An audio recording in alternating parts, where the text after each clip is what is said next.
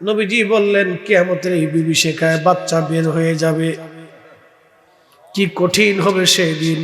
ভয়ে বাচ্চা বের হয়ে যাবে, সবাই বাচ্চার জন্য পালিয়ে বেড়াইতে থাকবে, কিন্তু পালানোর সুযোগ নাই, পালানোর সুযোগ নাই, পালানোর সুযোগ নাই।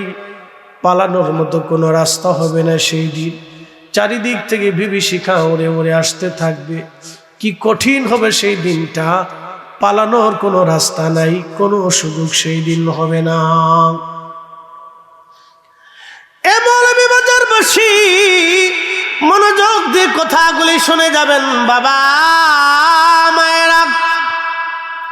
কোরআনে রব্বুল আলামিন বললেন ওয়াইদাল কুবুরু বুসিরাত, কবর উদ্দোলিত হয়ে যাবে।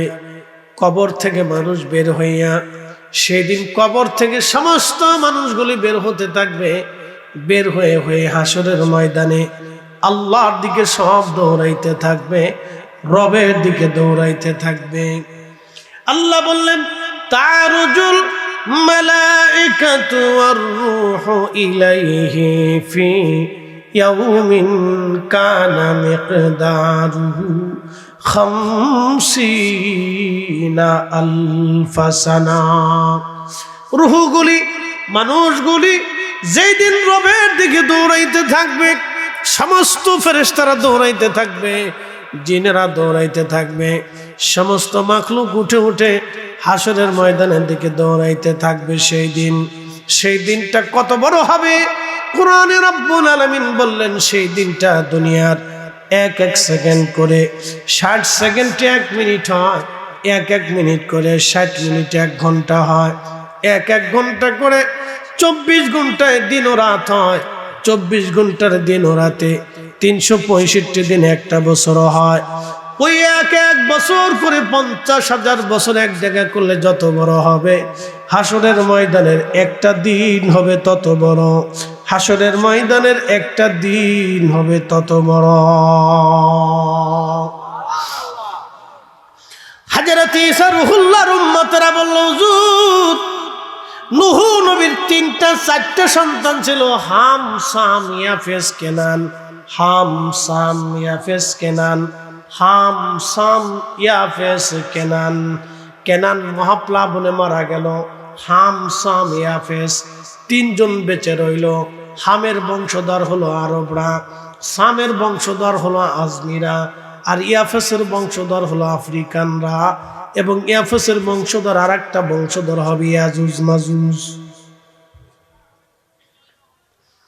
আবার বলে হামের বংশধর সারা আরব, সামের বংশধর হচ্ছে অনারব যারা আছে, আজমি যারা আছে, ইউরোপিয়ান, এশিয়ান মাইনরিটি অঞ্চলগুলি হলো সামের বংশধর।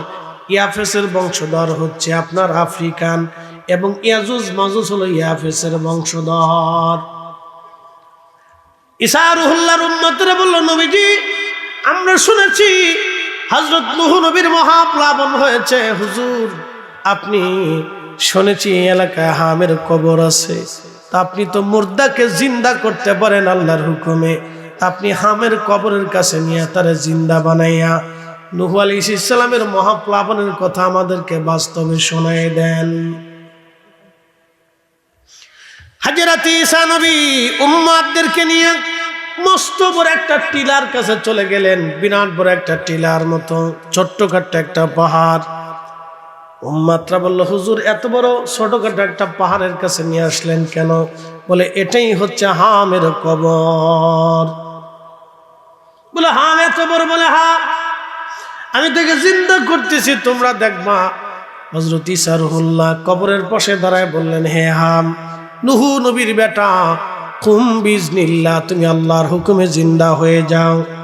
আল্লাহর নবী বলতেছেন সঙ্গে সঙ্গে নূহ আলাইহিস সালামের সন্তান হাম জিন্দা হয়ে দাঁড়ায় গেল। একবার জোরে বলা যাবে কি আল্লাহু আকবার? চিৎকার মেরে বলেন আল্লাহু আকবার। রবকে, মালিককে, রবকে, কিয়ামত হবে কিনা, হাসর হবে কিনা, কবর হবে কিনা, মালিক ইয়াউমিদ্দিন বিচার দিনের মালিক কে? কবরের মালিক কে? দুনিয়ার মালিক কে? আমাদের মালিক কে? সেজদা হবে কার? জিকির হবে কার? আইন মানব কার? আল্লাহর আল্লাহর আল্লাহর আল্লাহর আল্লাহর আল্লাহর আল্লাহর আল্লাহর। কিয়ামতের বিভীষিকা যখন শুরু হয়ে যাবে, আল্লাহ বলেন ইযাস সামাউ ফাতারাত, আসমান ভেঙে ভেঙে ভেঙে ভেঙে পড়তে থাকবে। ওয়া ইদাল কাওয়াকিবু তাসারাত, নক্ষত্রগুলি ভেঙে ভেঙে খান খান হয়ে ছড়িয়ে ছিটিয়ে ধ্বনিত পশমের মতো ওরা শুরু করবে। আমরা যে পৃথিবীতে বাস করি, এই পৃথিবীটা 13 লক্ষ পৃথিবী এক জায়গা করলে যত বড় হবে একটা সূর্য তত বড়। সেই সূর্যটা একটা জগতের মধ্যে বাস করে, এটার নাম মিল্কওয়ে, বাংলায় বলে ছায়াপথ। এই ছায়াপথের মধ্যে নক্ষত্র আছে 10,000 কোটি।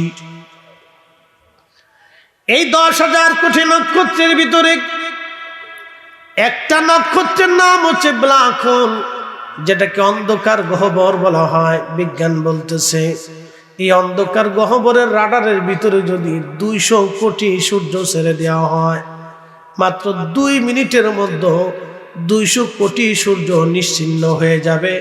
কোনোদিন সূর্য খুঁজে পাওয়া যাবে না। এত বড় দানবীয় নক্ষত্র আল্লাহ সৃষ্টি করেছেন। এই নক্ষত্রগুলি ভেঙে ভেঙে ভেঙে ভেঙে পড়তে থাকবে রবের আইনে, আল্লাহর বিধানে। এই নক্ষত্রগুলি ভেঙে ভেঙে যাবে।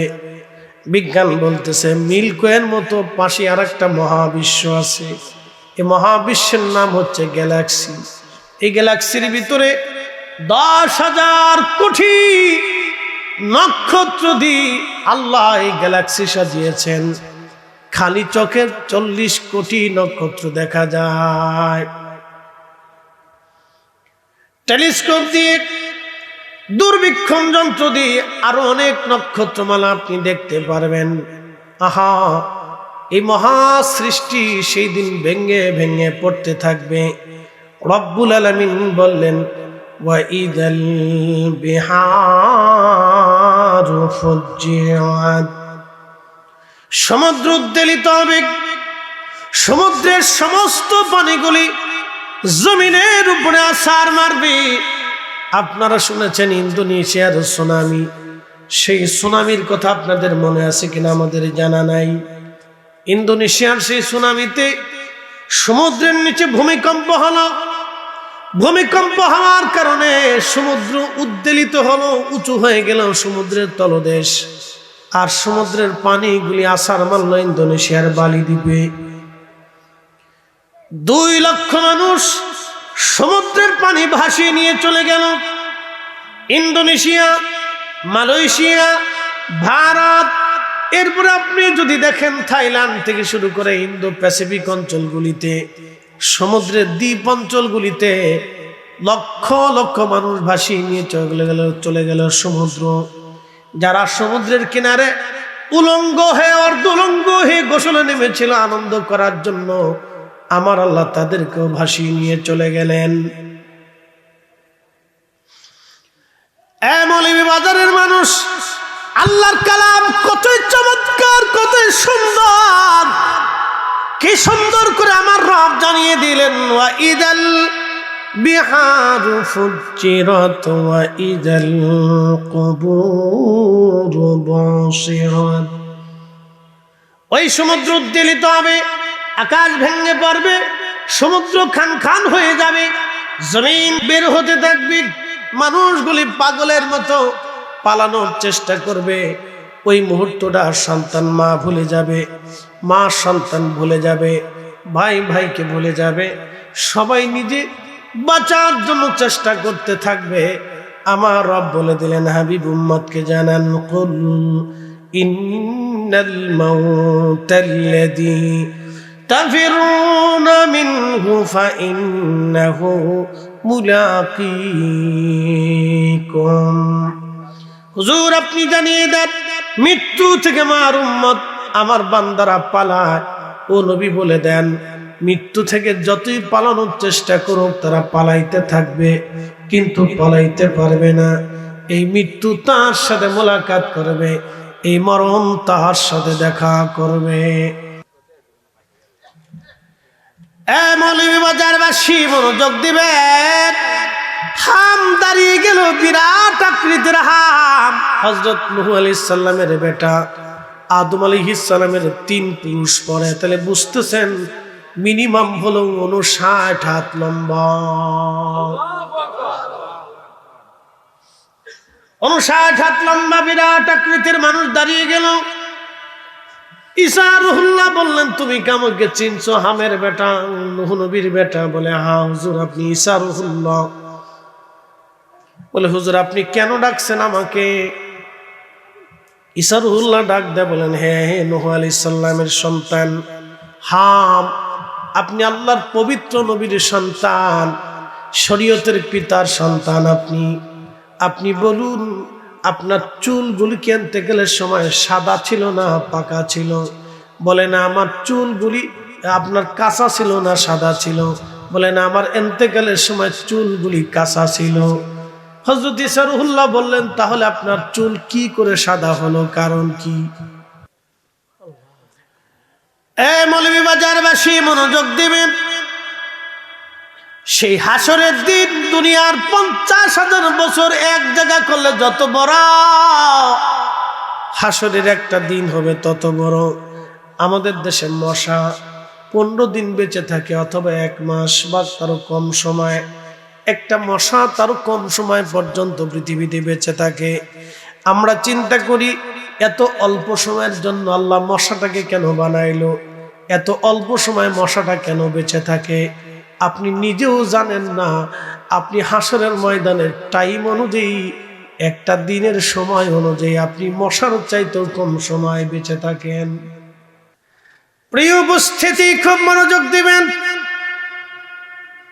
জুমার রজনী, যদিও আজকে জুমার রাত অত্যন্ত গুরুত্বপূর্ণ রাত, এটা সাইয়্যিদুল আইয়াম, দিনের সর্দার। আজকে রাতটাও রাতের সর্দার, সুন্দর রাত। কালকে জুমায় আপনারা আলোচনা শুনবেন। বাবাজি মৌলভীবাজারবাসী, সেই দিন জমিন করে আল্লাহ এইভাবে কিয়ামতের ময়দানে বিচার করবে। দুনিয়াতে যারা অবৈধভাবে সম্পদ রেখে গেল, যাকাত দিল না, সদকা দিল না, দান করলো না, কিয়ামতের ময়দানে এই সম্পদগুলিকে আমার আল্লাহ একত্রিত করে আমার রব আমার আল্লাহ সেদিন সর্ব আকৃতি বানাইয়া ওই আল্লাহর বান্দার শরীরের মধ্যে পেঁচাই দি, ওই সাপটা তার মুখের মধ্যে কামড়াইতে থাকবে। একটা কথা মনে রাখবেন, আমার রাসূল জীবনে কোনোদিন একটা মিথ্যা কথা বলে নাই। ওয়াসাদাকা রাসূলুহুন নাবিয়্যুল হাবিবুল কারীম, আমার নবী যা বলেছে তাহা সত্য সত্য সত্য সত্য সত্য। হাত উঁচা করে বলেন ঠিক না বেঠিক? মৌলভীবাজারবাসী খুব মনোযোগ দিবেন। হাসার কত বিভীষিকাময় হবে আপনাদেরকে শোনায় দিয়ে যায় আমার রব। ওই যারা দুনিয়াতে অর্থবিত্ত সম্পদ অবৈধ পন্থায় যারা রুটি রুজি করে গেল, একটা কথা মনোযোগ দিয়ে কথা শুনবেন। আল্লাহর সিদ্ধান্তের বাহিরে একটা ভাতের দানা আপনি বেশি খেতে পারবেন না। কি কথা কন না কেন? বিশ্বাস আছে না নাই?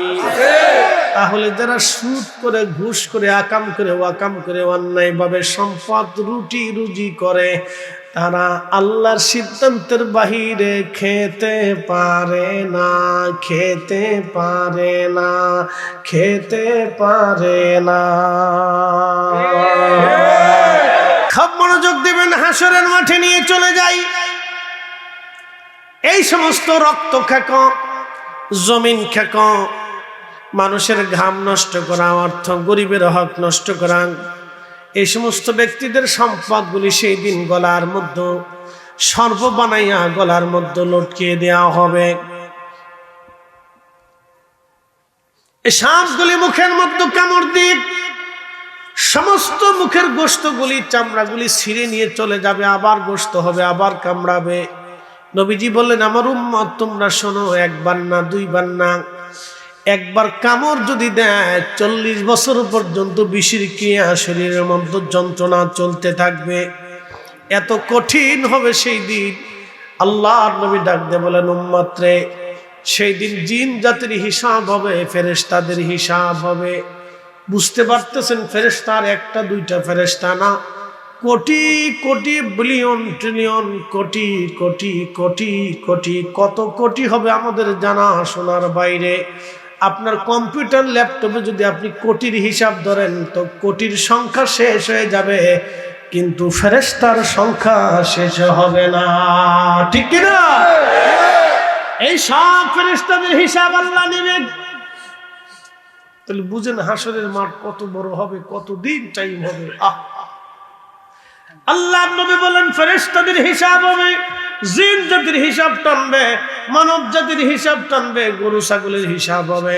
বলে, হুজুর আবার কি কইলেন, গরু ছাগলের হিসাব দিয়ে কি হবে? উত্তর পাড়ার গরু দক্ষিণ পাড়ার গরুর সাথে মারামারি করছিল, সেই দিন গরুটা মামলা করবে, আল্লাহ আমার উত্তর পাড়ার গরুতে মারছিল, আমি বিচার চাই। আল্লাহ বলবে, তোমার যেমনে গুতাইছিল তুমি আমনে গুতাও, তুমি ওইভাবে মারো। একবার জোরে কান আল্লাহু আকবার। কুসুমবাগবাসী খুব মনোযোগ দিয়ে কথাগুলি শুনবেন। কুত্তায় বিচার দিবি আরাম, আমার সে মারছিল, বলে তোমার যেমনে কামড়াইছে আজকে তুমি ওইভাবে কামড়াও, সেইভাবে কামড়ানো হবে। আমার রব সেই দিন বিচার শুরু করবে। কুকুর জাতির বিচার হবে, গরু জাতির বিচার হবে, ছাগল জাতির বিচার হবে, মহিষের বিচার হবে, বাঘের বিচার হবে, হরিণের বিচার হবে, সাপের বিচার হবে।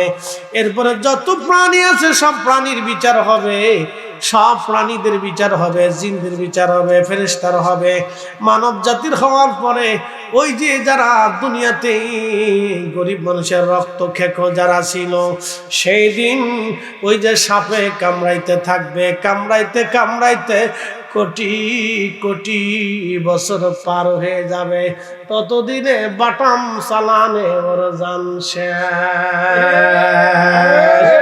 আমাদের ফরিদপুরের ভাষায় কয় বাটাম চালান, ততদিনে বাটাম চালান দিয়ে ওর জান শেষ করে ফেলবে।